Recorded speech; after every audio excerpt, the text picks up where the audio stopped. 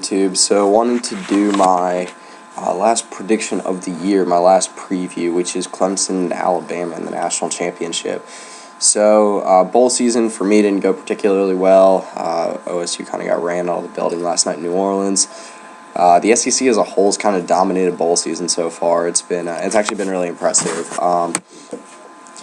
It's something that's become extremely predictable too. After noticing Tennessee destroy Northwestern and then Ole Miss just demolish Oklahoma State after LSU beat Texas Tech so bad. Obviously Alabama beat Michigan State. Auburn really played well against Memphis. Like that one really surprised me too. And Georgia was able to outlast Penn State today. I'm sure there's more that I'm not thinking of right now. But anyway, move into my Clemson and Alabama predictions. Obviously still doing the same format, the 3 keys to victory for each team. So before I do that, I'm assuming most of you guys know, but just to recap if you don't, Alabama did beat Michigan State 38-0 behind solid efforts from Cyrus Jones, Derrick Henry, and Calvin Ridley. That really just complete domination, Michigan State. I mean, there were points in time up until the half. It felt like Michigan State might be able to come back, but Connor Cook threw an interception in the red zone at the end of the half. It felt like it just deflated Michigan State. Anyway, they did lose 38-0, which sent Alabama to the national championship. That was in the Cotton Bowl. And then in the Orange Bowl, which was Clemson and OU. Clemson and OU were actually tied.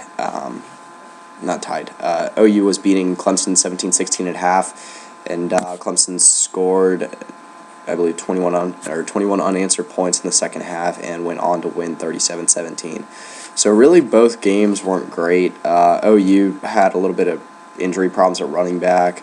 Ryan got injured twice and ended up missing the entire. I think he got injured once earlier in the game, came back, and then got really injured again in the third quarter. And then Joe Mixon was injured as well. But even so, they're mainly a pass-first offense, and really in the second half it wasn't there.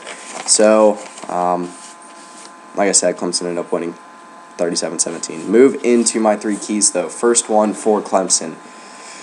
Lead by at least 3 at half. So, obviously, Alabama's only lost 1 game this year, and it took a little bit of luck from Ole Miss to do it, from Quincy Adebojo catching it off the helmet. And that's the only game that they've lost this year. And they were down, I want to say 17 or 18 at one point in that game. But I think that Clemson's got to have somewhat control of the game the entire way. I don't think Alabama's a team you're going to be able to just obviously be down by 10 to 20 points and just be able to come back at any time you want. They run the ball too well. They're too smart with their play calling. It's not something you're going to be able to do. So you really got to control the game to some degree the entire way. And my second key is more rushing yards for Clemson than Alabama. This goes back to a couple things, which is 1, obviously winning the possession battle if you can, and 2, that's establishing a multi-threat game. So I don't think I worded that the best. Basically what I'm saying is you got to prepare for Deshaun Watson through the air. On the ground, when you got a defensive line as good as Bama's, you might overlook it just a little bit.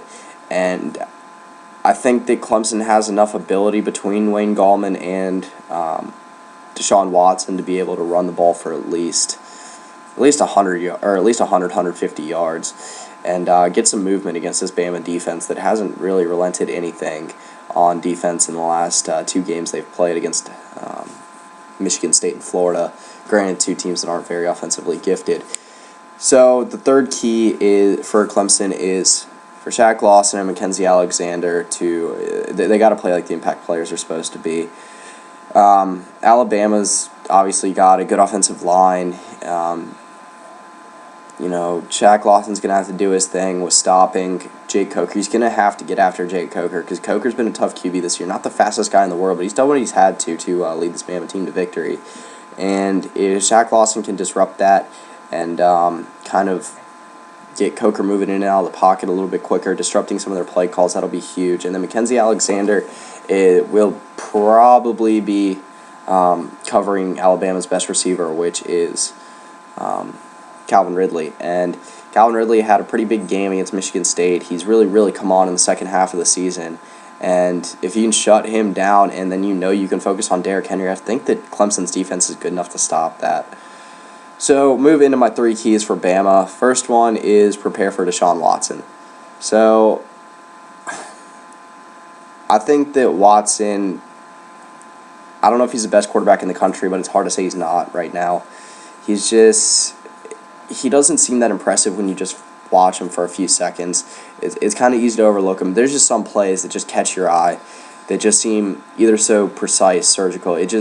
That's just one word you have to describe him, is just precise, on point. Like, he doesn't seem like the fastest guy in the world when he's just moving around in the pocket, but there was one play against OU where it looked like, I believe it was, I can't remember if it was Charles Tapper or Eric Stryker, but one of them seemed like they had him in the backfield. Another OUD lineman came along and tried to tackle him as well, and then Deshaun Watson just, I'm going to try to put a clip in here, or if I can find it. And short. Play fake. Watson in trouble. Down he goes. No, he's still on his feet. Deshaun Watson somehow got away from Tapper. And anyway, it was just a really, really impressive play. So, like I said, I'm going to try to insert it in here somewhere. But I think that was a play that was just like, holy crap, like he looked like he was down. That was an incredibly athletic play. And, I don't think Alabama's seen a quarterback that good this year. A lot of people say that. I go back and I just don't know who the best quarterback Alabama has faced has been besides Connor Cook. And I mean, they were able to shut down Connor Cook, granted, but I think that Deshaun Watson's on a different world than Connor Cook. Really, the closest thing I think Alabama's seen to Deshaun Watson this year is Josh Dobbs. And Dobbs is all right. He's a good quarterback. He had a huge game against Northwestern, but Deshaun Watson's a lot better. So I think they can do it. Obviously, I think that there's no team better at preparing for a situation like this than Alabama. But Deshaun Watson is something you have to prepare for. If you even overlook him a little bit, then he's going to make you pay.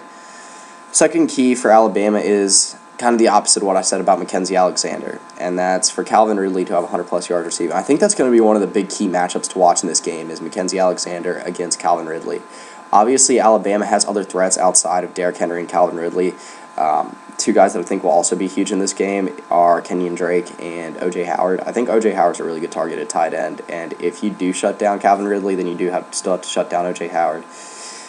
Anyway, I think if Calvin Ridley can get 100-plus yards receiving, that's going to open up so much for Derrick Henry, Kenyon Drake, and just Jake Coker to have a little bit more time to throw it. Because I think if Calvin Ridley starts beating Mackenzie Alexander, they're going to have to change up their coverage, maybe double cover Calvin Ridley, and that's going to be one less guy rushing Jake Coker. And going to really destroy Clemson's scheme, I think. But to say that a freshman's going to completely overtake Mackenzie Alexander, one of the best corners in college football, you don't know. I mean, that's a bold thing to say. So my third key is a 60% completion percentage for Jake Coker. I think that Jake Coker's played well when he's had to this year. He's been that, I don't know. It's hard to come up with a comparison for him. You don't want to go all the way back to like Greg McElroy or John Parker Wilson.